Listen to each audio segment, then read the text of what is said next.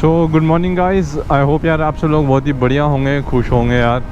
आज का आपने टाइटल थंबनेल देख लिया है क्योंकि हवा यार बहुत तेज़ चल रही है। क्योंकि भाई हमने ना लास्ट वीडियो में जब हम संडे राइड पे गए थे तो हमने देखा कि भाई हमने अप्रीलिया चलाई थी। हालांकि वहाँ पे ना मैं कुछ इतना कंक्लूड नहीं कर पाया। एंड जो हमको क्वेरीज आती है वो भाई एक सेकेंड एंड जो हमको क्वेरीज आती है ना वो मोटा मोटी यही होती है कि भैया हमें भी राइडिंग मतलब कम्युनिटी ज्वाइन करनी है एंड हम एक बाइक सर्च कर रहे हैं अभी। एंड यूजुअली अगर आप एक नॉर्मल बाइक लाइक कम्यूटर हो गया 200 सीसी ड्यूक या फिर कोई भी एक बाइक चला रहे हो 200, 150, 250 सीसी, तो बंदा सोचता है कि एक बढ़िया सी बाइक ली जाए। उसके अंदर अभी के लिए जो दो हमारे मेन कॉम्पिटिटर्स हैं वो है अप्रीला और हमारा ड्यूक 390। तो ड्यूक 390 तो अपने पास है ही। एक काम करते हैं गाइस, पहले गौ माता को हम रोटी डाल देते हैं, उसके बाद आपको बताता हूँ, ठीक है।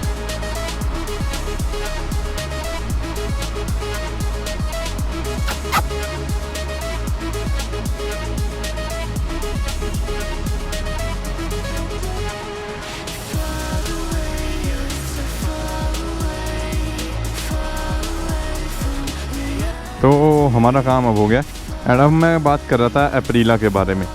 हमारे पास देखो ड्यूक 390 है ही, ठीक है। तो ड्यूक 390 तो आपके सामने ही खड़ी। एंड हमने अभी चलाई थी रिसेंट डेज में अप्रीला RS 457। तो हम अभी बात करते हैं, आप लोगों को पहले तो पैनिक नहीं लेना। अब हम चलते हैं एंड अब बात करते हैं। तो भाई हम बात कर रहे थे अप्रीला की और ड्यूक 390 की।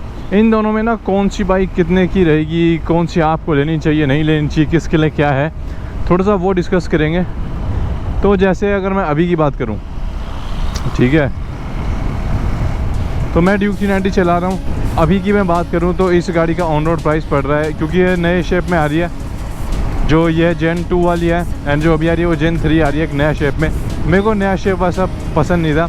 हालांकि मेरे को ये पता था कि अगर मैं ड्यूक लूँगा तो नई ही लूँगा, बट रिसेंट डेज में जो बाइक आ रही है वो मुझे उस तरीके से नहीं लगी।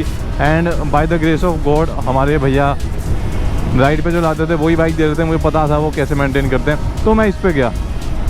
अदरवाइज़ देखो पहले मेरे दिमाग में ये रहता कि ड्यूक छपरी है वपरी है। तो सबसे पहले मैं बात कर लूँ तो भाई गाड़ी कोई भी छपरी नहीं होती, राइडर ही छपरी होते हैं। बाकी ऐसा कुछ नहीं होता भाई, मतलब ये आप दिमाग में मत लाओ कि ड्यूक ये है छपरी है।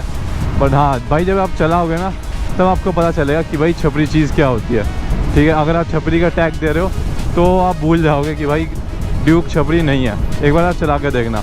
तो अब हम आ जाते हैं प्राइस पे। तो प्राइस की मैं बात करूँ तो ये वाली गाड़ी है जो अपना ये ड्यूक 390 है, नया शेप वाला मॉडल, वो अभी आ रही है करीब 3 लाख रुपए की एक्स शोरूम। अभी इस पर डिस्काउंट भी चल रहा है, ठीक है, क्योंकि KTM को एक्वायर कर लिया बजाज ने। एंड अभी मतलब काफ़ी सारे ऑफर्स और डिस्काउंट्स चल रहे हैं, ठीक है। तो अगर मैं मोटा मोटी ऑन रोड प्राइस ही बताऊँ तो 3,23 की लास्ट मैंने देखी थी। तो 3,23 की ये आपको 3,23,000 की मिल जाएगी। और वहीं मैं अगर अप्रीला का बताऊँ तो वो करीब आपको 5 तक की पड़ जाती है, मतलब ऑन रोड, ठीक है। एक्स शोरूम डिपेंड करता है, क्योंकि अप्रीला के जो शोरूम्स है ना वो हर जगह है भी नहीं। तो वो वाली बाइक आपको देखना थोड़ा सा दिक्कत की बात लगेगी। एंड अब देखो प्राइस के अंदर करीब आपको मैंने बता दिया 1.5 से 2 लाख का डिफरेंस आ जाता है, ठीक है। तो भाई 1.5 से 2 लाख के अंदर उसके अंदर क्या एक्स्ट्रा चीज़ें मिलती है वो मैं डिस्कस कर लेता हूँ। उसके अंदर देखो सबसे पहली जो चीज़ है वो तो मिलता है 2 सिलेंडर, मतलब वो ट्विन सिलेंडर है। ये हमारी सिंगल सिलेंडर है। ये 393 अगर मैं बात करूँ तो 373 सीसी की है ये वाली बाइक। एंड वो वाली मैं बात करूँ तो 457 सीसी की है लगभग। बाकी आप स्पेक्स स्क्रीन पे देख लेना, मैं डाल दूंगा एडिट के टाइम। तो एक तो ये वाला मेन कंसर्न हो गया, ठीक है। अब हम बात करते हैं कंसर्न्स की बात छोड़ते हैं, ठीक है। सीसी का डिफरेंस हो गया और सिलेंडर्स का डिफरेंस हो गया भाई, यहीं पे बहुत मेन डिफरेंस है। एंड प्राइस का डिफरेंस हो गया। तो भाई अगर इस मामले की बात करूँ तो पावर की बात कर ली जाए तो भाई उसके अंदर 47 या 49 bhp आती है। एंड जो नई ड्यूक आ रही है ना, अगर आप नहीं ले रहे हो तो उसके अंदर भी लमसम बराबर ही आता है। एंड न्यूटन मीटर्स अगर मैं टॉर्क की बात करूं तो कहीं ना कहीं अप्रीला की पावर भी थोड़ी सी ज़्यादा है एंड टॉर्क भी थोड़ी सी ज़्यादा ही है। बट जब आप चलाओगे ना आपको ऐसा नहीं लगेगा कि भाई ड्यूक कहीं ना कहीं भी एक तरीके से पावर में कमी आपको फील होगी। नहीं भाई नहीं, बिल्कुल भी नहीं। ये देखो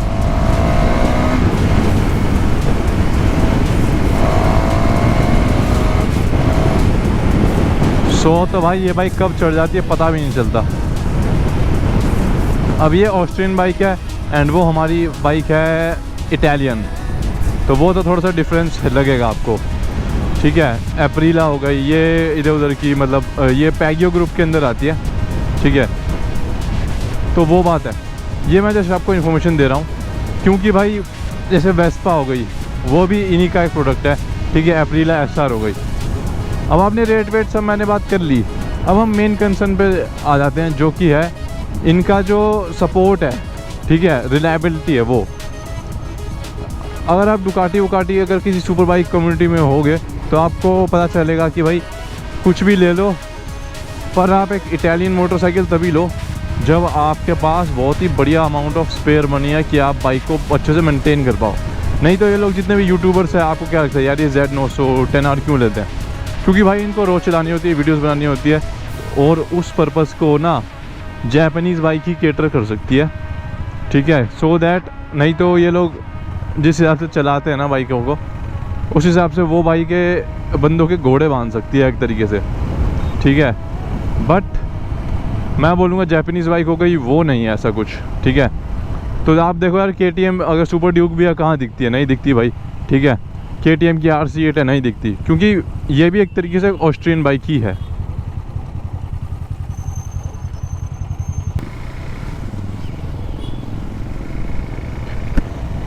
तो भाई वो होती है हमारी ऐसी बाइक्स। तो ऑस्ट्रियन बाइक और जो ये यूरोपियन बाइक्स है ना वो उस हिसाब की रिलायबिलिटी आपको नहीं देगी जो जापानीज़ दे देगी। तो सेम गोज़ विद आवर एप्रीला। हालांकि KTM भी वही है, बट एप्रीला के केस में ना it is a different thing. अगर आप एप्रीला को देखोगे तो उसके थोड़े इंजन और रिलायबिलिटी इशूज़, एक तो भाई हेलमेट इतना टाइट है ना मैं प्रॉपरली बोल भी नहीं पाता हूँ, तो उसके जो रिलायबिलिटी इश्यूज़ है ना वो है अभी। और कहीं ना कहीं KTM को लोग अनरिलायबल कहते हैं, पर भाई एप्रीला के सामने तो भाई KTM मेरे को काफ़ी रिलायबल देखने को मिलती है।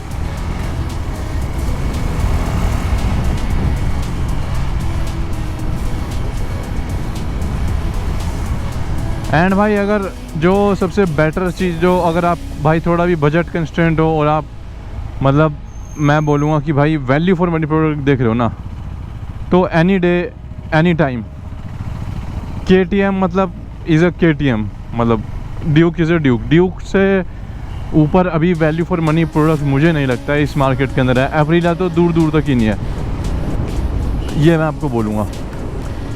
तो बट हाँ देखो, मैंने जब चलाई थी मुझे स्मूथनेस उसकी बहुत ही ज़्यादा रिफाइंड लगी।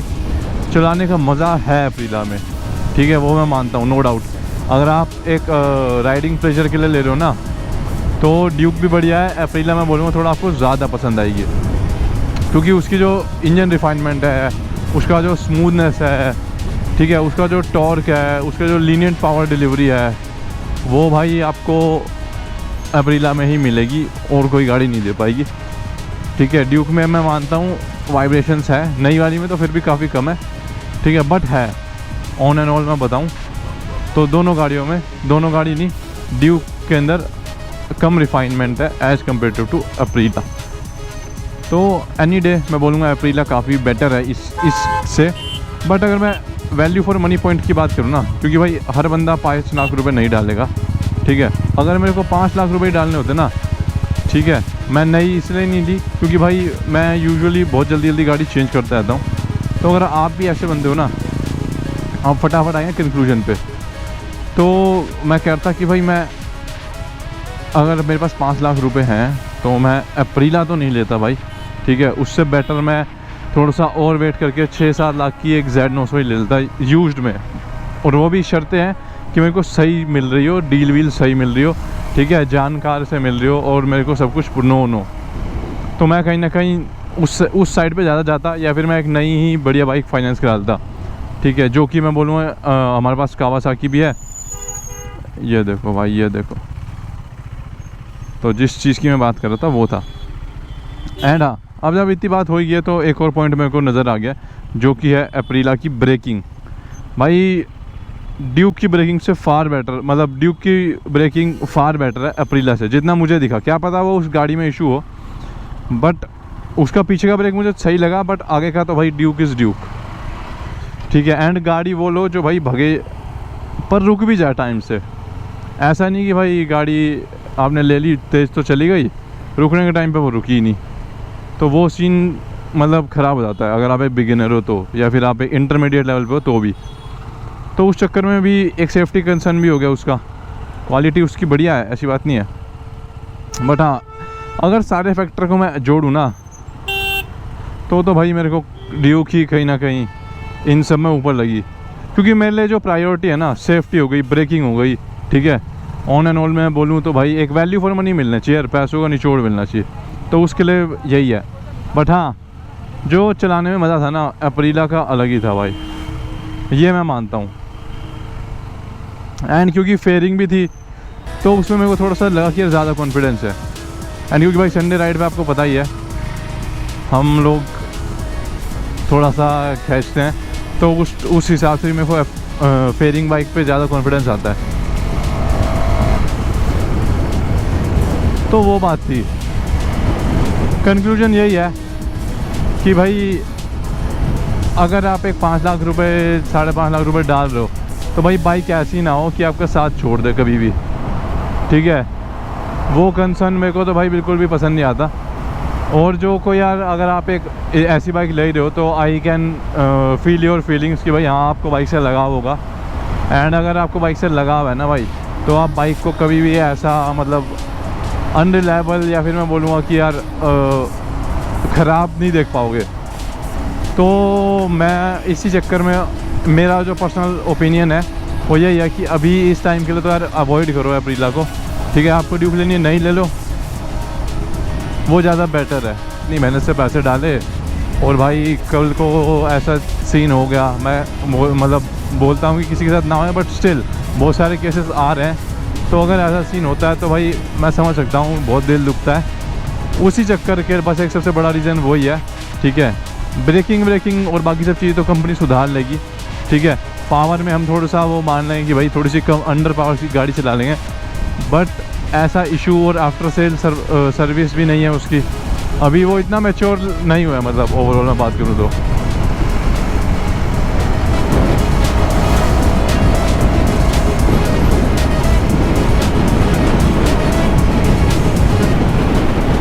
तो भाई ऑन एंड ऑल मेरा कंक्लूजन यही था। बाकी आपके कुछ पॉइंट्स हो तो यार मेरे को ज़रूर कमेंट में बताओ, ठीक है। क्योंकि दोनों ही बाइक अपने हिसाब से बेस्ट है, मैं किसी की बुराई नहीं कर सकता, ठीक है। एप्रिला ने बड़ी शिद्दत से एक प्रोडक्ट निकाला है, वो बिका भी बहुत, हाइप भी बहुत आई, बट उसके बाद उसको मतलब वो डिफेम भी बहुत हुई वो गाड़ी। तो ये था ऑन एंड ऑल मतलब कंप्लीट अपना रिव्यू। तो यार आज के लिए इतना ही, ठीक है। मिलेंगे अगली वीडियो में, तब तक के लिए भाई से बाय बाय और टेक केयर।